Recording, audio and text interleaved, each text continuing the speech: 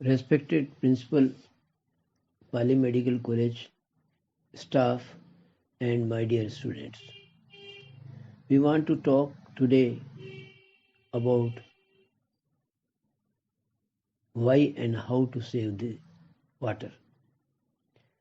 मैंने कभी अपने जीवन में कल्पना नहीं की थी कि कभी हमको आने वाले समय में पानी को बचाने के लिए, पानी को सुरक्षित रखने के लिए भागीरथ प्रयत्न करने पड़ेंगे।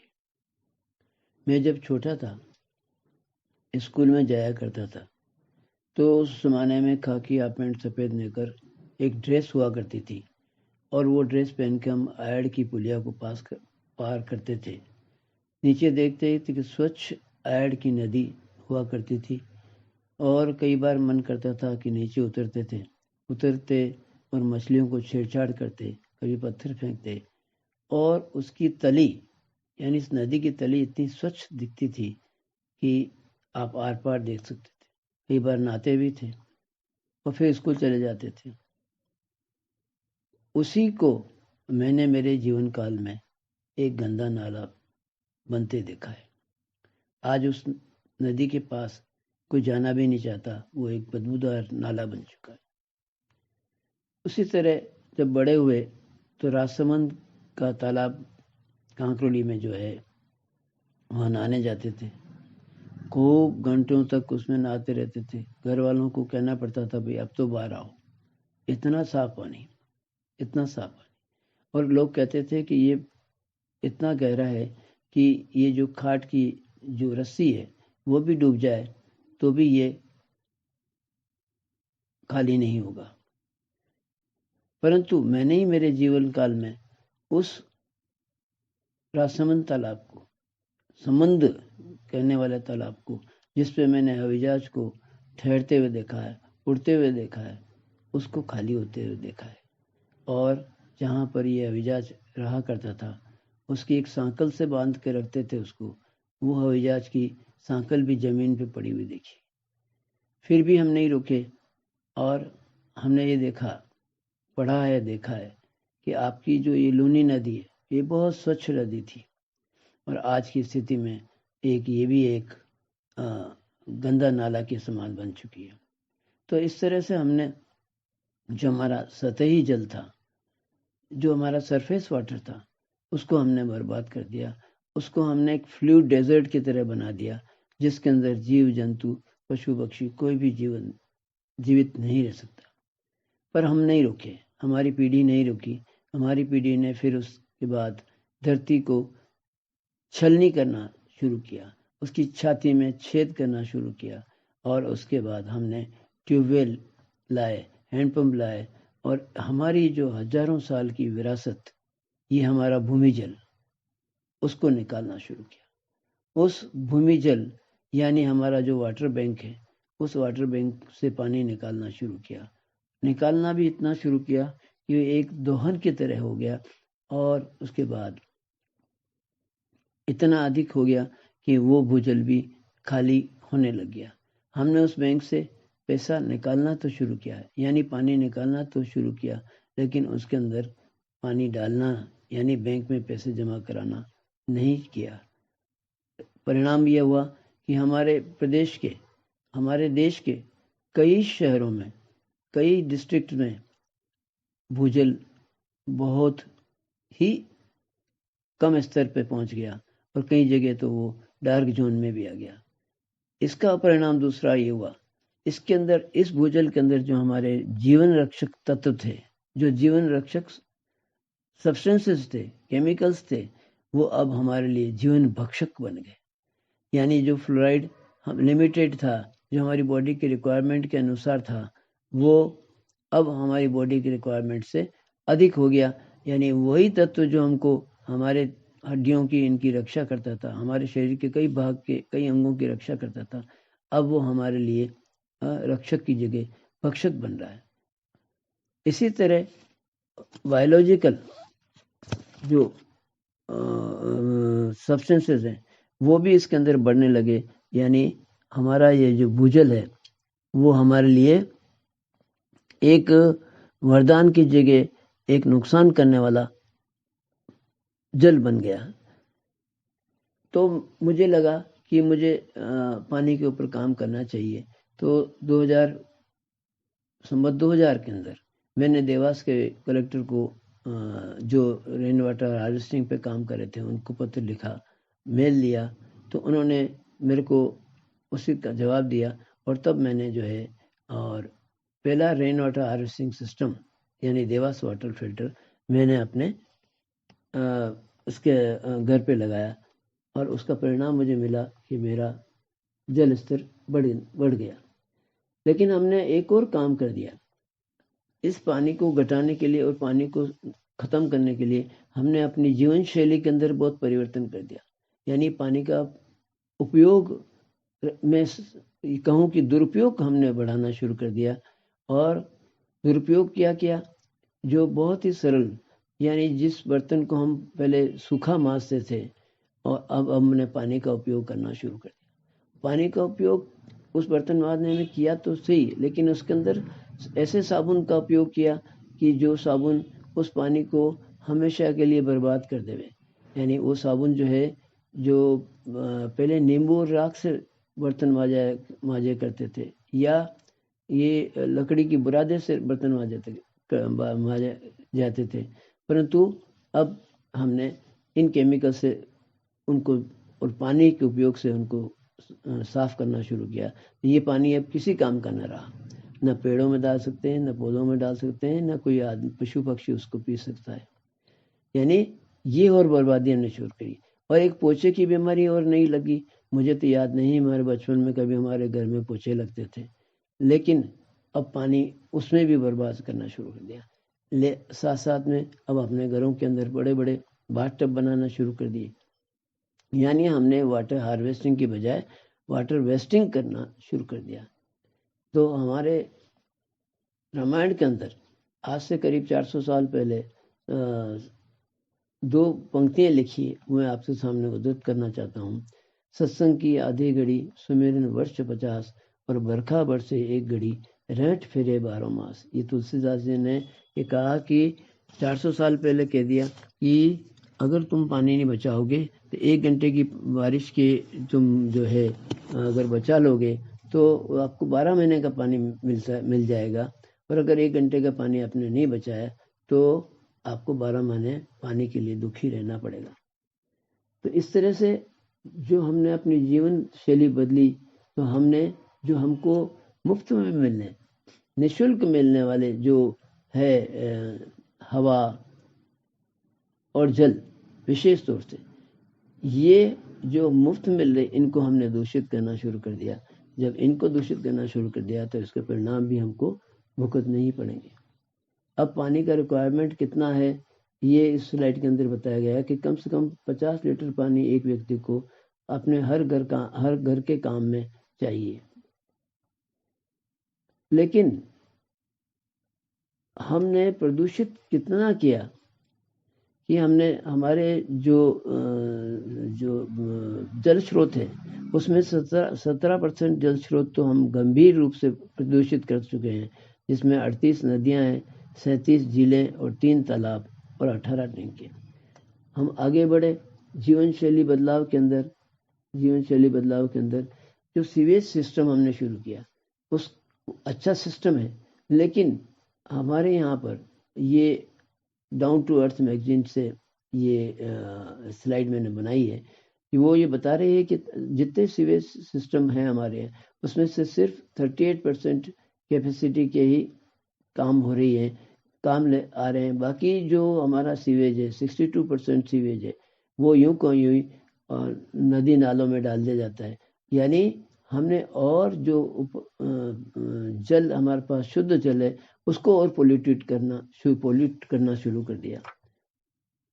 इसी तरह हम आगे बढ़े तो हमारी जो है इस अंडरग्राउंड वाटर के में पोल्यूशन बढ़ने की वजह से कई तरह की बीमारियां उसके अंदर उपस्थित fluoride, lead, arsenic, chromium, copper, cadmium इत्यादि इन सब ने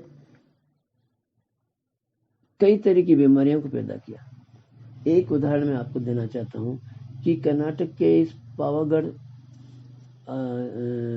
नगर में कम से कम 4000 बच्चे अंधे हो गए।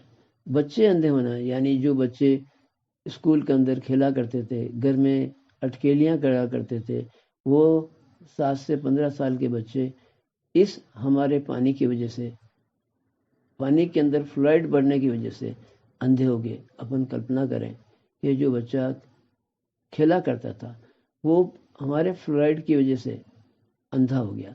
हुआ क्या कि वहाँ पर स्कूल के बच्चों को थोड़ा कम दिखना शुरू हुआ, तो उन्होंने जो है इन सारे 27,000 बच्चों का आई टेस्ट कराया। आई टेस्ट कराया तो पता चला कि उनकी रेटिनल डैमेज हो चुका, डिजेनरेशन हो चुका है।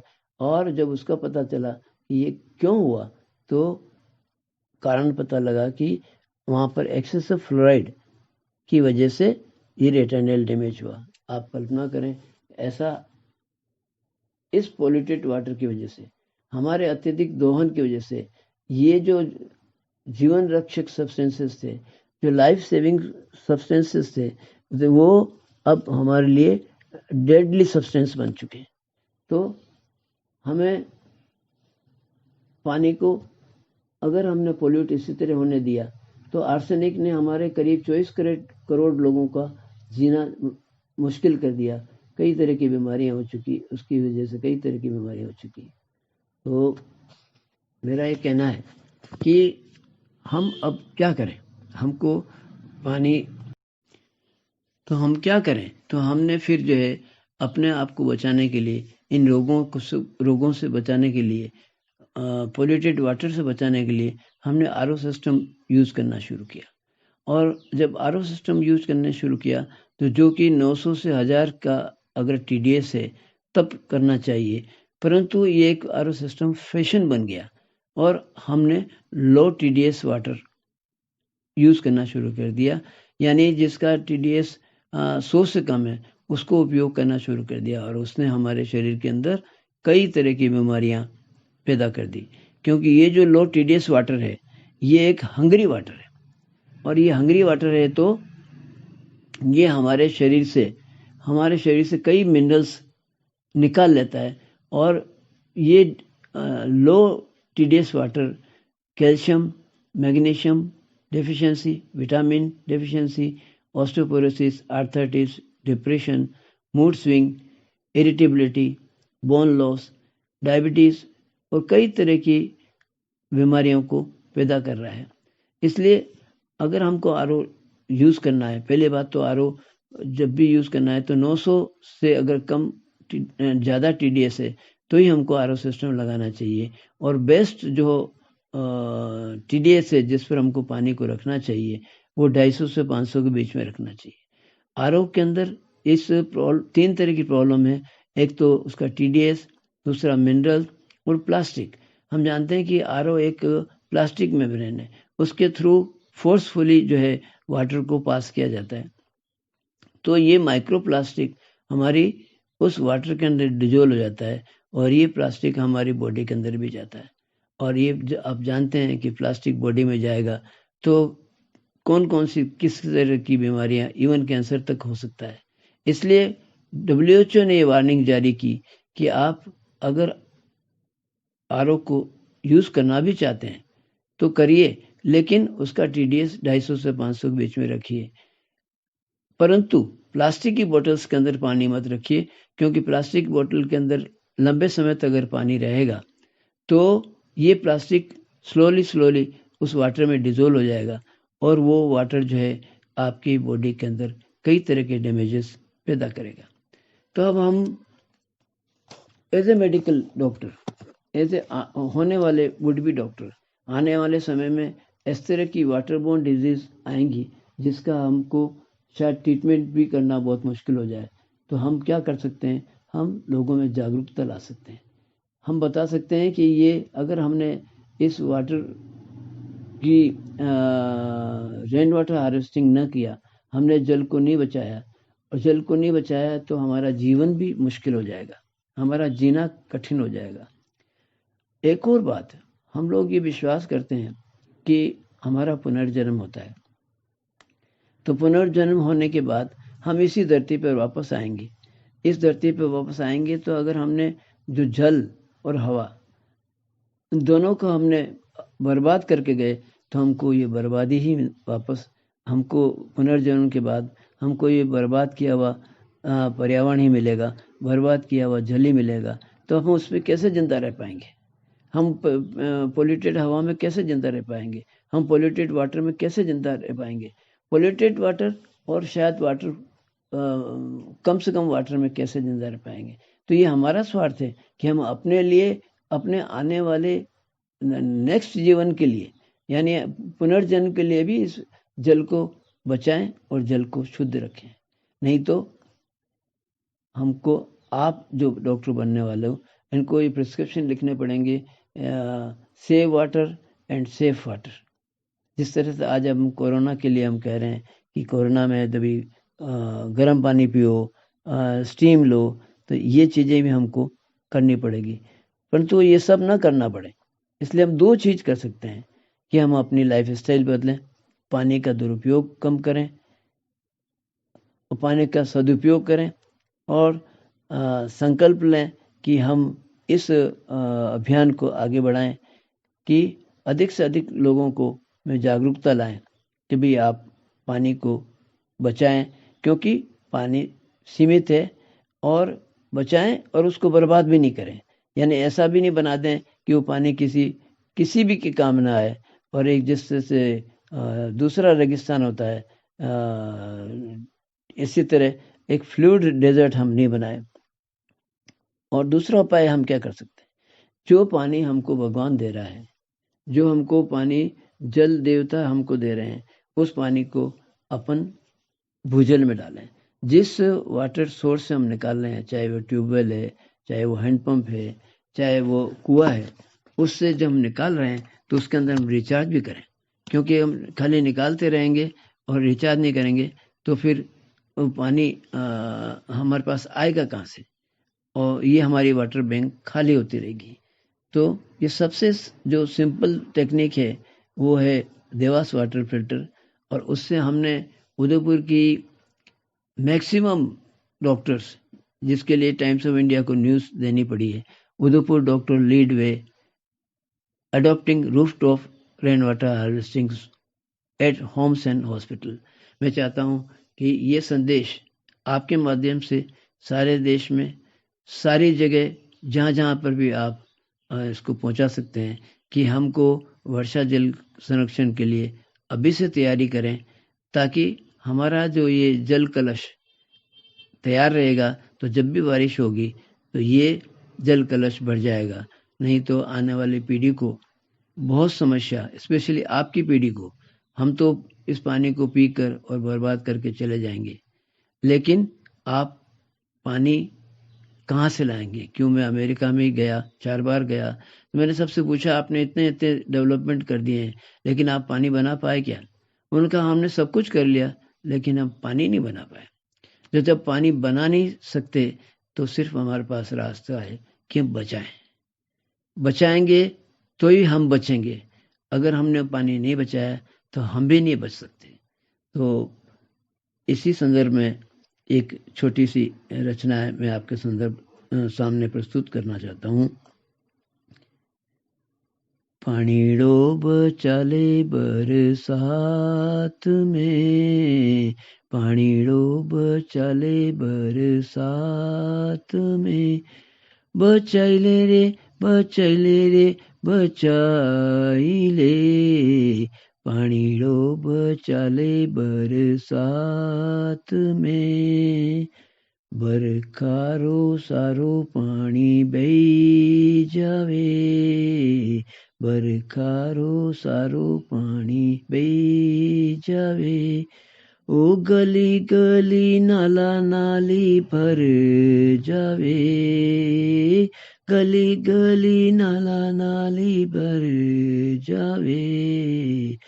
ये जो समुद्र से जो खारा जल है, इस खारे जल को जल देवता अपने यहाँ बादल के रूप में मीठा पानी लाके आपकी छत पे डालते हैं कि आप इसको पी लो, आप इसको काम में ले लो, आप इसको संरक्षित कर लो, और हम उस मीठे जल को नालियों में बहा देते हैं।